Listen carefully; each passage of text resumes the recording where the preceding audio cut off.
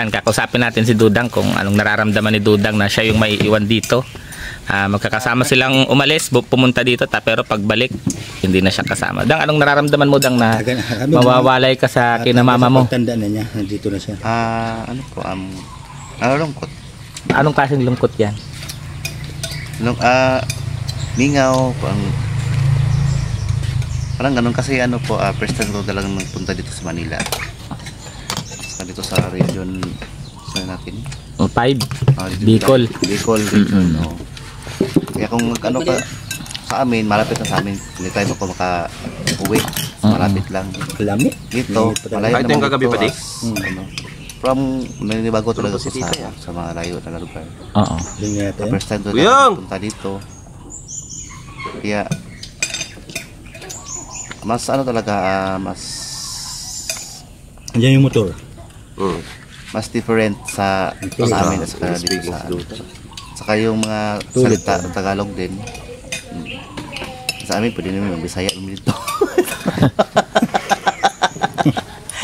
Kaya parang parang ibang si tawag Hindi ko alam. Moto niya. May nalulungkot bang ganyan? Kakatawa? Parang masaya ka, Dang, uuwi na si Nanay Susan. Si Nanay Susan talagang bago umuwi, nagpa-manicure pa yan. Manicure, pedicure. Nga ako manicure, tanggal man. Katanggal? Nakaligo man na, excited. Ay grabe, lahat ng pagpapaganda ginawa ni Nanay Susan bago umuwi. Kasi, di ba may boyfriend doon si Nanay Susan? Si Sino pa di? Andot. Si Andot? Andot. Ingatan mo kay Susan. Ano pangalan, Glory? Kuradot. Si Kuradot? Ay grabe. Makikita na sila ni Kuradot. Nay! Kuradot. Wala siyang ni Maxim. Stepdaddy ni Maxim. Oo. Pero may ibinunyag na si Nanay Susan nga, padi. Ano daw? Irregular daw siya. Ay, nako! Kaya, tag-alis siya pa lang dito, delay na siya. Kaya, wala si Kuradot. Wala. Oo. Pero si Dudang, mamaya yan iiyak sigurado. Iiyak yan mamaya si Dudang pagka alisa nila.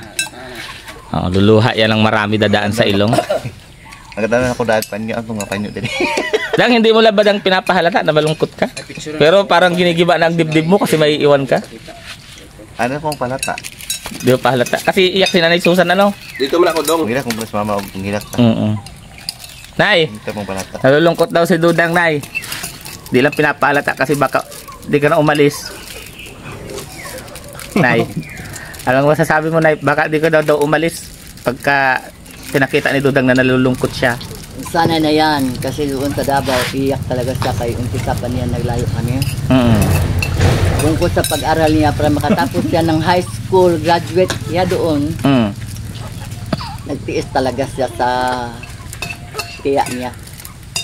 Sabi niya, wala akong magagawa kung mag-uwi ako, hindi ako patapos pag-aral. Yun.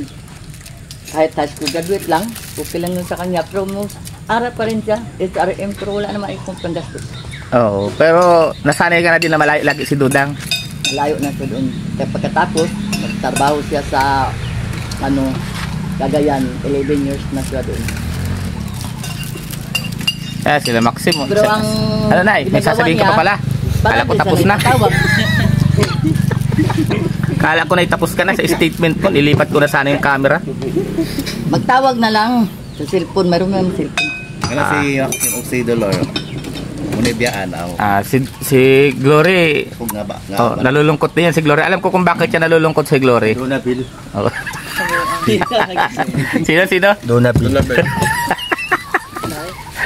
Ito, sino naman iiwan dito? Ba't parang si Maxim lang yata hindi nalulungkot ito, hindi ako masaktan kaya wala akong jowa. Si Chris Renz na Ay, lagi mo yan nakikita pa rin hapos ay. ano siya kay Chris Renz na ano daw siya pati. Na ano? Si Chris Renz Tuhong. Ay ano? Namimiss niya. Namimiss niya? Oo. Sila ba? Sila? Tagal na. Hindi mo alam?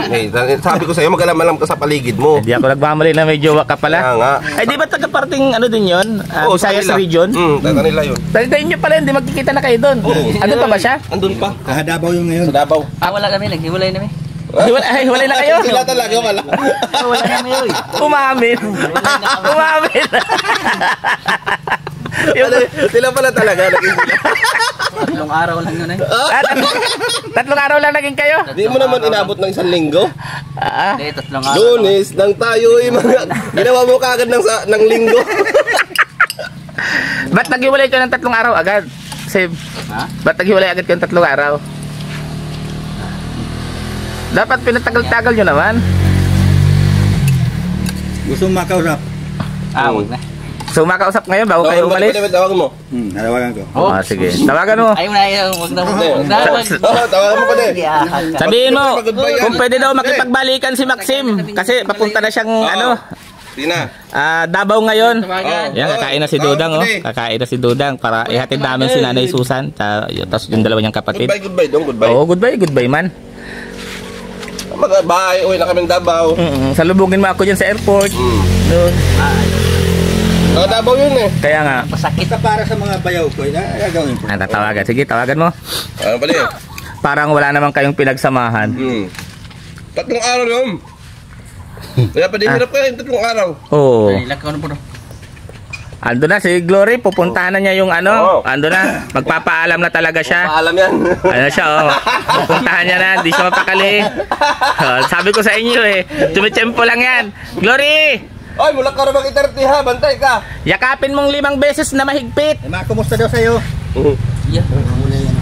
Ayan na. Day, Ayaw na, oy. uuwi na si, Maxim.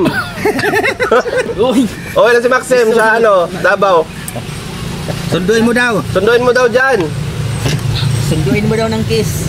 Sunduin mo daw ng kiss, Day. Si Maxim, ay grabe, ang ganda pala ni Chris Renz. Oo. Ang ganda pala, Tingin nga, tingin. Oo, pati Ay, oo. Ay, puhugay. Ang ganda pala ng girlfriend ni Maxim. Uy, hindi ko yan juoy. Ganda pala, Ay, hindi ko yan. Day. Mauwi na si Maxim, Day. Kulang ka na ng linya. Day. Mauwi na si Maxim ba? O sa imong mensahe? Loading siya, loading. Wala, may na-signal doon. Siguro, yan? Grabe si Maxim. Maxim, ngayon ko lang nalaman na may naging girlfriend ka pala ng 3 days. Grabe Yeah, ka. really. Mana ka sa mga brother-in-law mo? Mga brother-in-law, siya lang ang brother-in-law. Siya lang. Ay, anong mga? Huwag mo akong isama. Siya lang ang brother-in-law. Ibig sabihin, yung mga nasa Bisaya pa na brother-in-law niya, mana siya doon. Hindi, siyempre, dalawa kayo dito eh. Hindi naman nga niya ako brother-in-law pa de. Nagkamali ka lang yung statement. Nadamay mo pa si Pading Rizal mo. Nagkamali ka lang yung statement kayon. Ayan, si Nanay Susan, nagkikilay na. Dapat pa din, sinama niyo Pakilay ni yung Nanay Stinok Money. Susan. Ha? Maubo niya ang kilay. Grabing pakilay ni Nanay Susan, talagang pinaghahandaan si Kuridot. Si ate, di ako unahon na ato ha. Sige mo anak. Day, grabe si Kuridot ha, pinaghahandaan mo talaga. Matutunaw yan ay, nasasakay ka pa ng bus. Tunaw ba? Oo. Kasakay ka pang aeroplano, magbabas ka pa ulit pagdating mo sa Davao. Ayan pa, konting katuwaan lang bago sila umalis.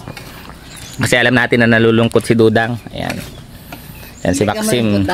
Balik ka bitaw ko dire. Ngayon lang namin si Maxim nalaman may 3 araw na pag-ibig. Hindi na inabot 1 linggo.